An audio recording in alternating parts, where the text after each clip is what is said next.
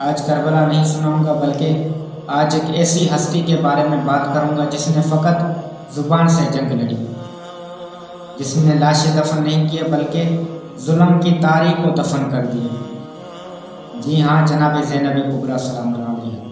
اعوذ باللہ من الشیطان الرجیم، بسم اللہ الرحمن الرحیم۔ زینب وما زینب وما ادراک ما زینب۔ کون ہے زینب؟ جناب زینب کبریٰ سلام اللہ علیہا عالم غیر معلمہ، حدیثہ اور محدثہ، کربلا کی شیر دل خاتون، کربلا کی مبلغہ، شہزادی مدینہ و کوفہ، جناب زینب کبریٰ شفیقۃ الحسن شریکۃ الحسین۔ جناب زینب کبریٰ سلام اللہ علیہا شجاعت میں مثل علی ہے، خلق میں مثل حسن، صبر میں مثل حسین، جلالت میں مثل عباس، فاتح شام و کوفہ۔ کون ہے جناب زینب جس کے بارے میں رسول خدا نے فرمایا کہ جناب زینب وہ ہستی ہے جو شبیہ خدیجۃ الکبریٰ ہے۔ اگر جناب زینب کے پردے کی بات کی جائے تو جناب زینب اتنی پردے کی پابند تھی جو مولا علی کی مدینہ اور کوفہ میں ظاہری طور خلافت کے دوران کبھی بھی کسی نامحرم کی نگاہ جناب زینب پر نہیں پڑی۔ ایک واقعہ ملتا ہے کہ جب بھی زینب سلام اللہ علیہا اپنے نانا کی قبر پر جانا چاہتی تھی تو مولا امیر المومنین علیہ السلام نے فرمایا کہ زینب نانے کی قبر پر رات کے وقت جانا۔ تو مولا حسن اور مولا حسین کو بھی فرمایا کہ بیٹا جناب زینب کو رات کے وقت لے جایا کرو نانا کی قبر پر۔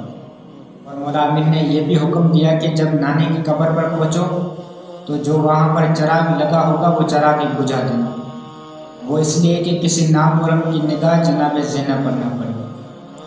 جی ہاں، یہ زینب وہ ہستی ہے۔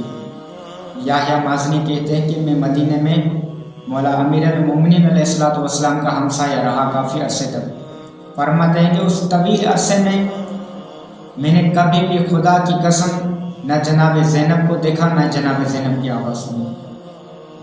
جناب زینب کا نام کس نے رکھا؟ جب جناب زینب کی ولادت ہوئی تو جناب فاطمہ زہرا سلام اللہ علیہا نے مولا امیر کو کہا کہ امیر المومنین آپ اس بچی کا نام رکھیں۔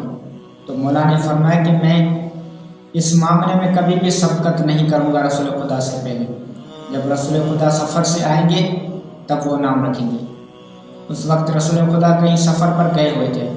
3 دنوں کے بعد رسول خدا سفر سے واپسی آئے تو مولا امیر نے رسول خدا کو جناب زینب کی ولادت کی خبر سنائی۔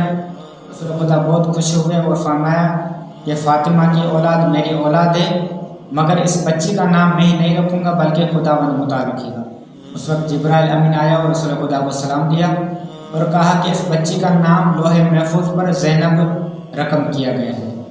اس کے بعد جناب زینب کو زینب کہا گیا۔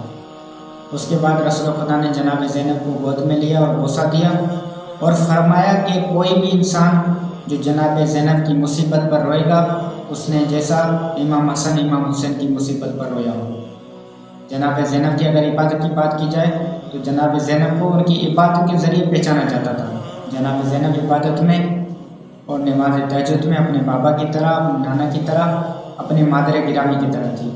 امام سجاد علیہ السلام فرماتے ہیں میں نے اپنی پھوپھی کو کبھی بھی بیٹھ کر نماز شب پڑھتے ہوئے نہیں دیکھا سوائے شام غریبہ کے۔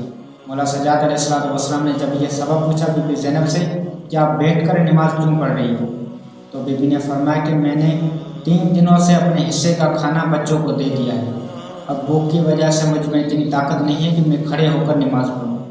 جناب زینب پر اتنے مصیبت کے پہاڑ ٹوٹے، آپ کے عزیز اقارب پیاسے بھوکے شہید کیے گئے، مگر پھر بھی خدا سے ملاقات کے لیے نماز تہجد کی راہ میں کوئی بھی چیز حائل نہ ہو سکی۔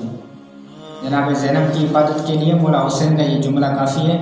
مولا نے فرمایا کہ اے میری پیاری بہن زینب، کبھی بھی مجھے نماز شب میں فراموش نہیں کرنا، ہمیشہ مجھے نماز شب میں یاد رکھنا۔